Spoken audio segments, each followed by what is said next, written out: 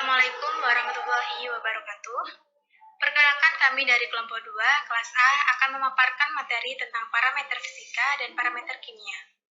Sebelum itu, saya akan memperkenalkan anggota kelompok 2. Yang pertama yaitu Dea Maulvinah, yang kedua yaitu Faisal, dan yang ketiga saya sendiri yaitu Fitri Sofia Rusanti.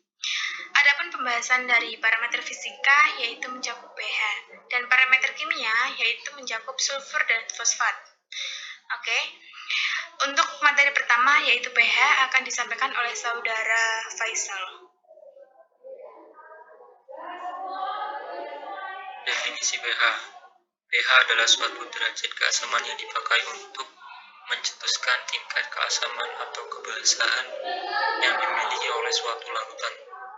Dapat dirumuskan sebagai logaritma kegiatan ion hidrogen H+ yang terlarut.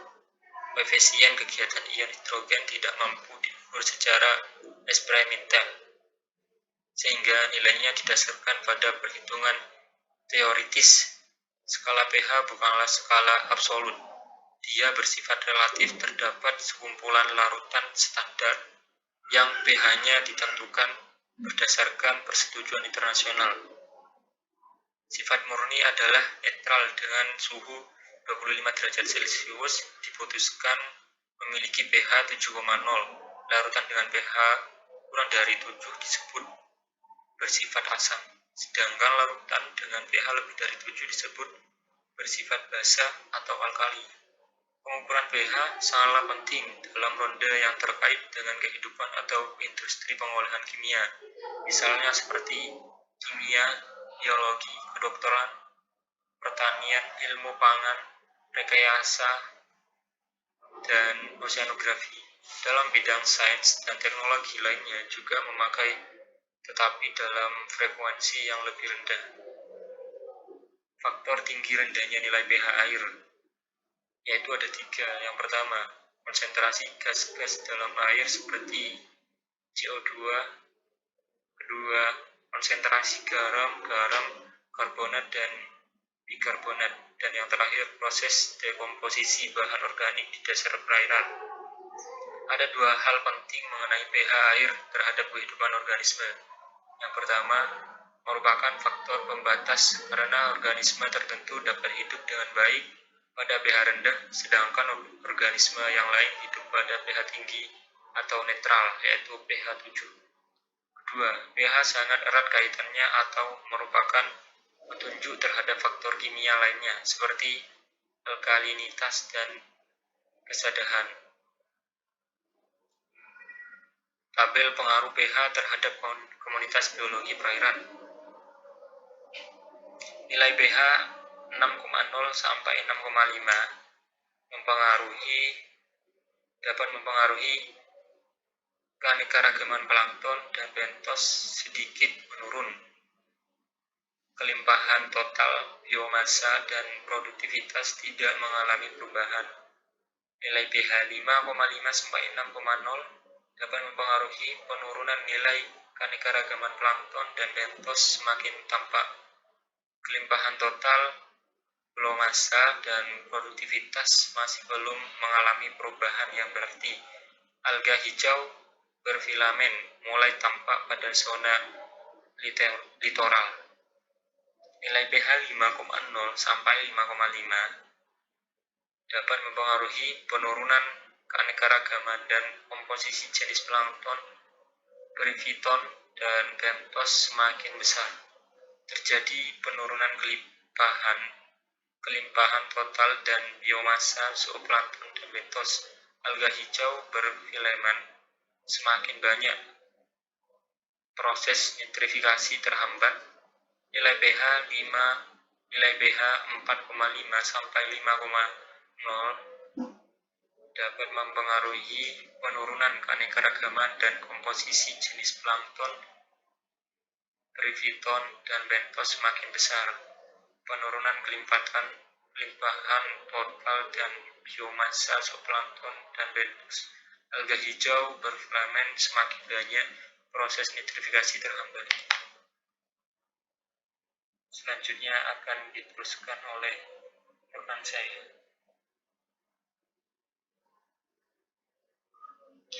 Baik, saya akan melanjutkan materi dari teman saya. Sulfur, definisi sulfur. Belerang atau sulfur adalah suatu unsur kimia dalam tabel periodik yang memiliki lambang S dan nomor atom 16. Bentuknya yaitu non-metal yang tak terasa, tak berbau, dan juga multivalen. Bentuk aslinya adalah sebuah zat pada kristalin kuning dan termasuk unsur penting untuk kehidupan dan ditemukan dalam bentuk senyawa asam amino unit kecil dari protein. Selanjutnya yaitu siklus sulfur. Siklus sulfur adalah salah satu siklus biogeokimia selain siklus karbon dan oksigen, siklus nitrogen, siklus air, dan siklus fosfor. Siklus sulfur juga dikenal dengan siklus belerang atau daur belerang atau daur sulfur. Daur sulfur diawali dengan perubahan hidrogen sulfida menjadi sulfur oksida, kemudian sulfat, dan kembali menjadi hidrogen sulfida. Sulfur dapat ditemukan dalam berbagai bentuk. Proses siklus sulfur. Aktivitas dari gunung berapi, sumber air panas yang mengandung belerang, serta hasil dari penggunaan bahan bakar fosil turut melepaskan sulfur ke atmosfer dalam bentuk gas SO2. Setelah itu, gas SO2 yang telah berada di udara akan mengalami oksidasi dan kemudian menjadi gas sulfat atau SO4. Proses pembusukan bahan-bahan organik yang dilakukan oleh mikroorganisme juga akan menghasilkan belerang baik dalam wujud gas ke atmosfer atau masuk ke dalam tanah dalam wujud H2S. Sedangkan organisme pengurai seperti Vibrio desulfuricans, Aerobacter, dan Desulfovibrio berperan dalam merubah karbohidrat dari bahan organik menjadi H2A dan senyawa-senyawa lainnya. Siklus sulfur H2S yang ada di atmosfer kemudian akan melalui fase oksidasi sehingga menjadi gas sulfat atau SO4. Kemudian gas sulfat akan kembali ke permukaan bumi bersama air hujan atau fase presipitasi. Selanjutnya yaitu terdapat beberapa jenis bakteri yang berperan dalam pembentukan sulfat. Yang pertama yaitu proses H2S menjadi S menjadi SO4 2-min, yaitu bakteri yaitu bakteri fotoautotrof tak berwarna, hijau, dan juga ungu. Yang kedua yaitu proses SO4 2-min menjadi H2S atau reduksi sulfat anaerobik, yaitu bakteri Desulfovibrio dan Desulfomaculum. Yang ketiga yaitu proses H2S menjadi SO4 2-min atau pengoksidasi sulfit aerobik, yaitu bakteri chemolitotrof, bakteri Thiobacilli. Yang keempat yaitu senyawa organik menjadi SO4 2-min ditambah H2S oleh mikroorganisme heterotrof aerobik dan anaerobik melalui proses kimia saat sulfat mengendap pada permukaan tanah hasil dari oksidasi mineral sulfida atau batuan plutonik. Contoh dari persamaan reaksi pembentukan sulfat dari oksidasi mineral sulfida.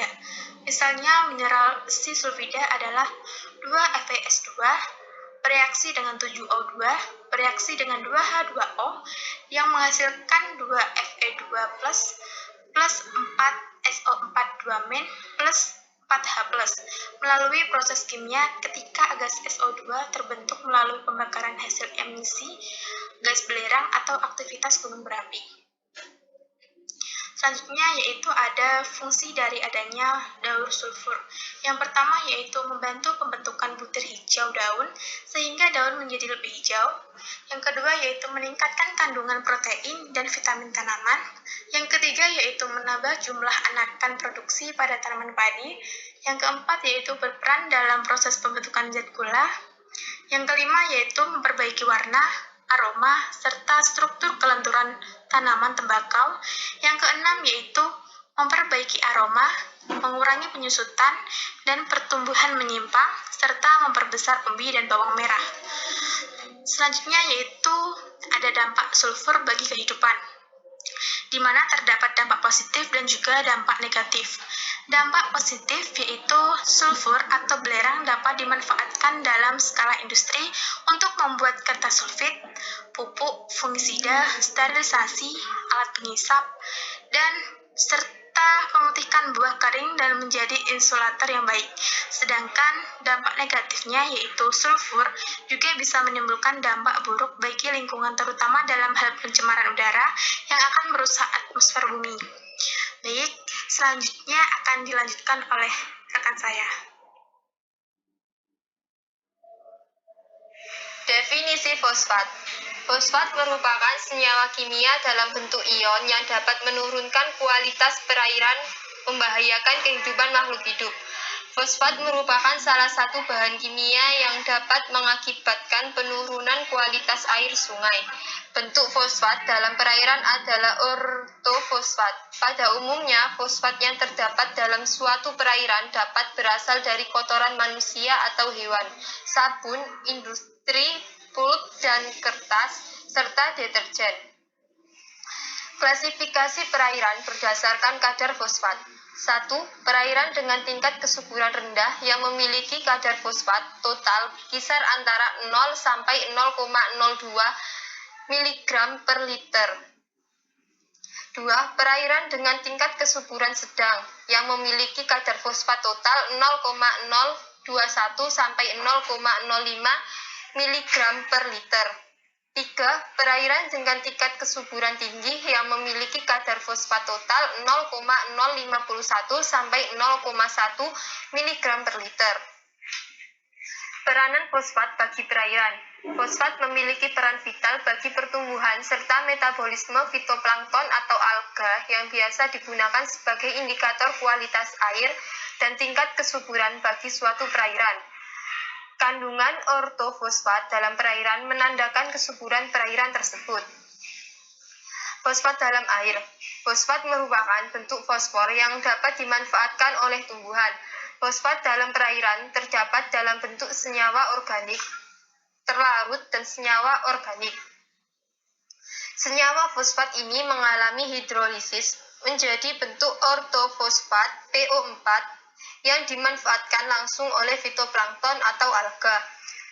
Fosfat tidak bersifat toksik, namun jika diiringi dengan kelebihan kadar nitrogen dapat menstimulir ledakan alga atau alga bloom, sehingga menghambat penetrasi oksigen dan cahaya matahari. Keberadaan fosfat berhubungan erat dengan tingkat kesuburan perairan.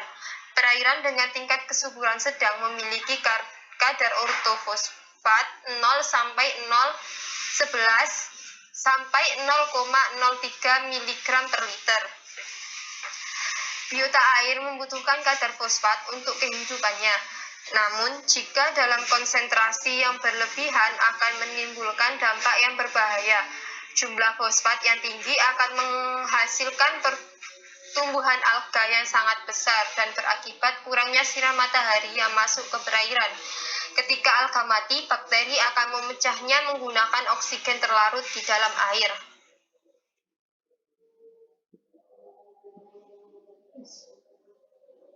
Cukup sekian dari kelompok kami.